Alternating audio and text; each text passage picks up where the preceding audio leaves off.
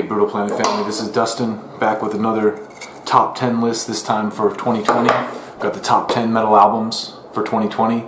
And just so you kind of get a vibe for how we do things here, there's no clear dividing line, but I feel like Eric, my cousin, kind of leans more towards the European stylings of metal. The Judas Priest, the Iron Maiden, the ah, and I'm definitely more from the Metallica, Pantera school, the so, based on that, I think our lists are going to differ just a little bit.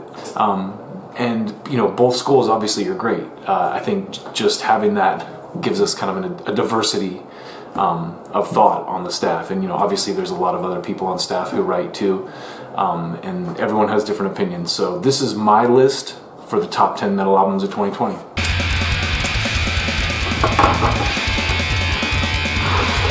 So let's get right into it.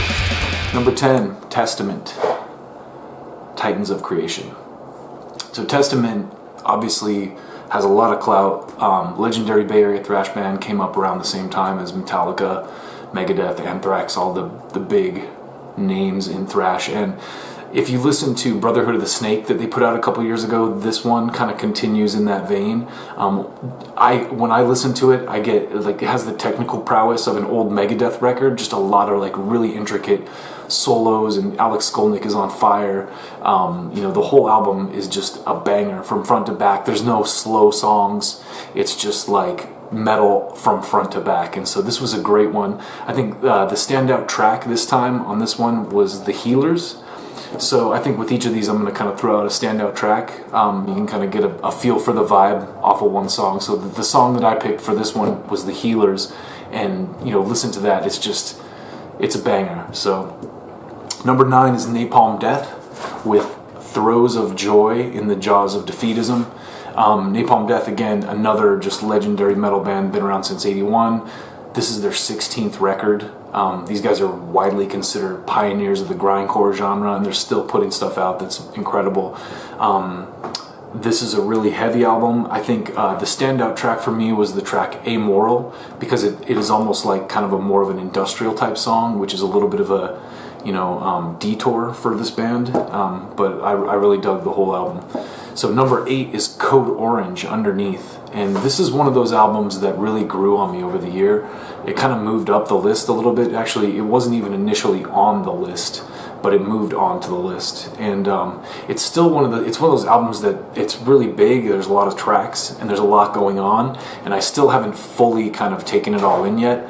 But I really like a lot of the guitar work. Is kind of glitchy, and there's just a lot of brutally heavy parts, and then there's also some really cool electronic breaks and melodic stuff, and so it's just a great album from front to back. And I think the standout track on this one for me is In Fear, so check that one out. Number 7 is Body Count, Carnivore, and so this album is impressive for a lot of reasons. Number 1, Ice-T, first of all, got his start in gangsta rap, and I don't know if you remember, years ago in the 90s, the Cop Killer album that Body Count put out was really controversial.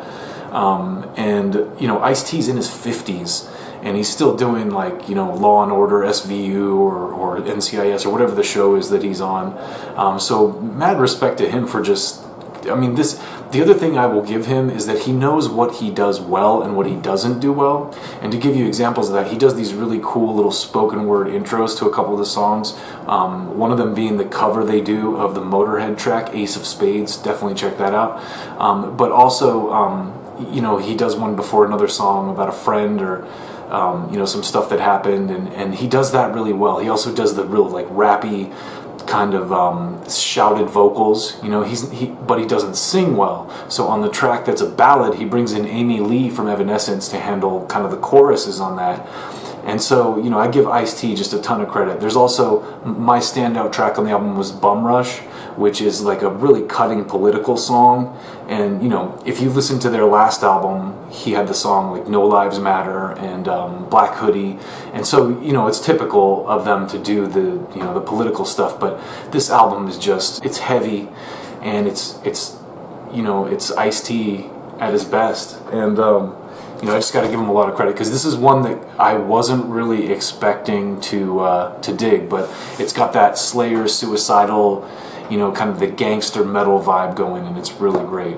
Definitely recommend checking it out. And the highlight track again is Bum Rush. So number 6 is Lamb of God, self-titled, and don't really have a ton to say about this one. I mean, it's a pretty solid, typical Lamb of God record. You got the two guitarists slaying it, kind of doing the counterpoint, and they really work well together and play off each other. There's a new drummer who definitely fills Chris Adler's shoes pretty well. Art Cruz, I believe, is his name. And one of the things I think that kind of stands out about the last couple albums Lamb of God has done is they have a couple features, almost like a rapper would, have like a guests on the track. So on this one they have Chuck Billy from Testament on a track, and then Jamie Josta from Hatebreed. And my standout track on this one is the very last one, On the Hook. Just heavy song. So don't miss that one. Number 5, Mr. Bungle, Raging Wrath of the Easter Bunny demo. Mr. Bungle, what can I say? They're one of my favorite bands of all time. Mike Patton is God. I've been a huge fan of Patton and Bungle specifically for a long time, so this was a real treat for me. And I was lucky enough to get tickets to the show they did at the Fonda Theater at the beginning of 2020 before COVID hit, and it was awesome. Just great to see. I'm also an Anthrax fan, so it was great to see them play with Scott Ian and Dave Lombardo. And if you know much about this, it's just them kind of redoing the demo that they originally put together when they were teenagers with Scott Ian and Dave Lombardo.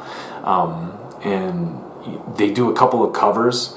There's a Corrosion of Conformity cover, actually, an SOD cover, which it's instead of Speak English or Die, it's Habla Español o Muerte, which is Spanish for Speak Spanish or Die. They don't take themselves too serious, so it has a fun vibe, but the instrumental prowess of the band is incredible. So they're doing a lot of great stuff musically and intensely, like the guitar riffing and everything, but it's still just got a fun, kind of lighthearted vibe still. And Patton, of course, tears it up. Standout track for me on this one is Erasist, which is the new song that they kind of put together. I guess, it might have been an older song, but it definitely sounds kind of like an Anthrax song with Patton singing, and it's catchy. It's got like kind of an earworm song that kind of sticks in my head. So number 4, Killer Be Killed, Reluctant Hero. Now, Killer Be Killed is a super group, of course, with Max Cavalera of Sepultura and Soulfly, Greg Puciato of formerly of Dillinger Escape Plan and now with Black Queen, and then Troy Sanders from Mastodon. And I think the thing for me that stuck out the most with this record is the way that these 3 frontmen are kind of sharing the lead vocal duties, and the way that they kind of bounce the different parts of the songs to each other. And that's what really gives the album a lot of depth and makes it really cool. That versatility and that diversity of lead vocals. And I think on this one they've really stepped it up a notch and really kind of found their groove with that. And so it really shows, they even though they're a super group, the music is original, and they could easily just be another band that you never heard of, which is amazing. And I think the standout track for me on this one is Filthy Vagabond. Just, it's got like one of those heavy punk vibes and a lot of callbacks and like group callbacks and stuff. So that's another really great one, Killer Be Killed, Reluctant Hero. Number 3, Suicide Silence, Become the Hunter. Suicide Silence, been around a long time. They're actually from Southern California. A band I used to jam with, played shows with them, and they're just really cool guys. And, they've just been continually up in their game, and this is one of their best albums in my opinion. I've been listening to it. It came out earlier in the year. It's one of the earlier metal releases of the year. It came out in February, and it's been really heavy in my playlist. So there's not much I can say other than a great metalcore album by a great band. And I think the standout track for me would be the song Death's Anxiety, which is a pretty kick-ass song. So number 2, Within the Ruins, Blackheart. So I talked to Steve Tinnen a couple weeks ago. He's the brand new singer for the band, and really cool guy. I guess him and the bass player from San Antonio, and the drummer and guitarist, the original members of the band, are from Massachusetts. So they got that kind of cross country thing going on. But I think a couple things I really love about this band. One is obviously their technical prowess. They're doing some really intricate, cool technical stuff. And then they kind of even have some of that video game influence, which I really dig. But then also that, you know, I love any band that's kind of elevating things and doing something really original, which I feel like these guys are doing. They have kind of a unique sound that no one else is really doing. And that's something I really look for. This album has just a couple moments of melody, but the other thing I love about it is from front to back, it's a ride. And I love the way that it kind of starts with this little opening intro riff, and then it goes. The last song is this instrumental Ataxia that kind of, it's almost like credits rolling, right? Like it's almost like the music that would play as you were exiting the theater. So there's another instrumental on there too as well. And in that instrumental, there's a lot of cool little Easter eggs that when I spoke with Steve Tinnen, he kind of mentioned. One is on the song 86th. The guitar player does a riff kind of from Pink Panther, and then later in the album on the song Hollow, he's playing the Tetris riff at the end. So that's just cool little things like that. This guitar player too, he does some stuff that sounds like it's from the Ninja Gaiden game. So just a really sick album and by a really great band. And this one's been heavy on my playlist, so I got that one at number 2. So the standout track for this one, for me, is going to be Open Wounds. And number 1, drum roll, Kush. The build-up is intense.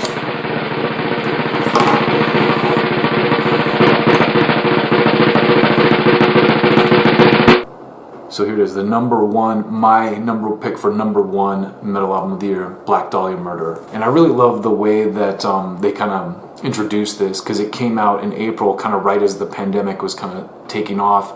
And the singer, Trevor, he kind of said something about how we are the virus, metalheads are the virus, we're the outcasts of society and the vermin, you know, under the floorboards, and it was just a really, I thought it was a really cool way to kind of associate the album with, you know, the times we're living in. But, you know, it's a typical Black Dahlia Murder album, just brutal from front to back. I love the guitar work. The two guitarists work really well with each other, some really cool melodic guitar hooks. And yeah, I mean, if you know the band, you know that they deliver with every release, and this one's no different. And I think my standout track for the album is Godlessly, which is the second track, which just goes really hard. So those are my top 10 picks for metal albums. I think what we'll do now is go through some honorable mentions, because again, there's a lot of stuff that comes across my desk, and I wish I could put everything in the top 10, but I kind of have to separate out. But here's a couple other albums I want to just throw at you that came out this year that I think, and some EPs too, that are also fantastic. So start with Trivium, what the Dead Men Say. Trivium is, I put them in league with like a band like Killswitch Engage or Shadows Fall. They have a lot of that kind of classic metal thrash feel, and this album is just, it's great from front to back. It's epic. So up next, Bring Me the Horizon.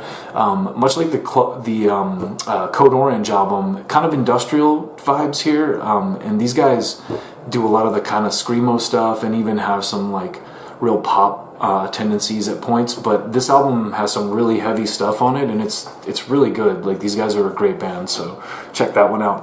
Up next, Crown the Empire. Same thing. Another band that sometimes reminds me a little of some of those screamo bands like Glassjaw or The Used, but a little bit of electronics in there and just doing some really cool stuff, you know, all around, and heavy album.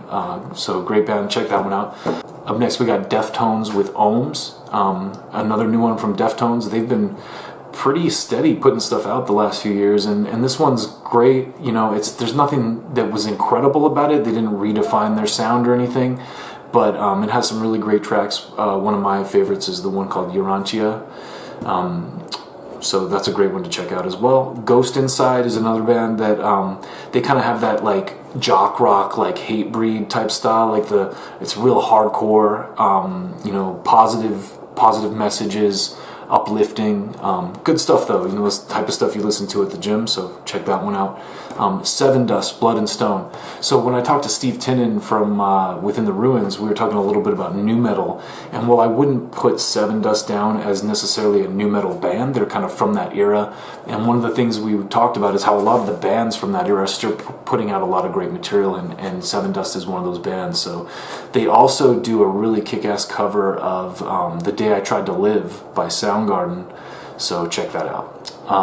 Up next we got Infectious Grooves with the Take You on a Ride EP. Now this, I'm going to do a whole other video for this, but this one only came out on vinyl, and the new guitarist for Infectious Grooves is Jim Martin, formerly of Faith No More. So there's one track on this that you can really hear that influence, and it's the Take You on a Ride track. And wow, like this, I'm really excited because two of my favorite bands, Infectious Grooves and Mr. Bungle, put out new albums this year. You know, obviously this one isn't a complete album, but it got me really excited in hopes that, you know, maybe we'll see a new full length from Infectious Grooves. And Robert Trujillo even kind of suggested that might be in the cards in an interview with press he did around this release. It was a record store day release, so it's only on vinyl, and I was lucky enough to grab a copy. But I'll do a whole other video on this one. This is a big one for me. But EP, Infectious Grooves, Take You on a Ride EP. So next one we got is Pig Destroyer, The Octagonal Stairway. I mean, what can be said about this band? They're just brutal, heavy, grindcore. You know, this isn't a full length, but their last one, Head Cage, was incredible. And this is kind of a little bit of a continuation of that. It has some of those eerie little interludes and whatnot. So next up we got Carcass with the Despicable EP. And Carcass, one of my all-time favorite death metal bands. Heartwork is a classic. It's a masterpiece. And, you know, they're still cranking out great stuff. And this Despicable EP is another sample. I think it's 4 songs. And I wrote a review about it for the site. So last but not least, we got Death Angel with the Under Pressure EP. And, you know, again, a lot of just really great, you know, legendary... you know, forefathers of metal and thrash putting out albums this year, like Napalm Death, Testament, and Death Angel.